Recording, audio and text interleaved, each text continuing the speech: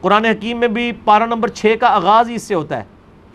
اللہ تعالیٰ فرماتا ہے اللہ تعالیٰ برائی کے الفاظ کے ساتھ کسی کا ذکر پسند نہیں کرتا سوائے اس شخص کے کہ جس پہ ظلم ہوا ہو.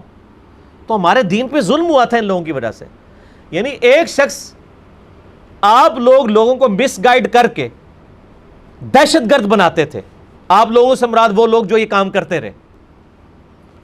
ان دہشت گردوں سے جب پاکستانی عوام مرتی تھی ان کی لاشیں کون اٹھاتا تھا؟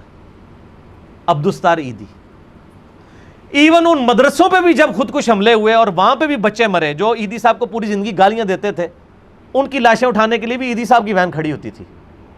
تو سر جب وہ مر گیا تو آپ لوگوں نے مطلب یہ کہنا شروع کر دیا کہ نعوذ باللہ یہ بہت بڑا مجرم ہے کہ یہ مطلب وہ ناجائز بچے پالتا تھا. تو کیا قرآن حدیث میں کہیں لکھا ہے کہ جو ناجائز اولاد پیدا ہو؟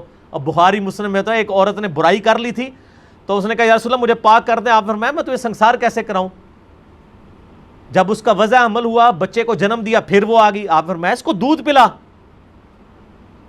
پھر وہ تھوڑا بڑا ہوا, جب وہ روٹی پکڑ کے کھانے کے قابل ہوا نا خود, پھر نبی علیہ السلام نے اس عورت کو سنسار کرایا.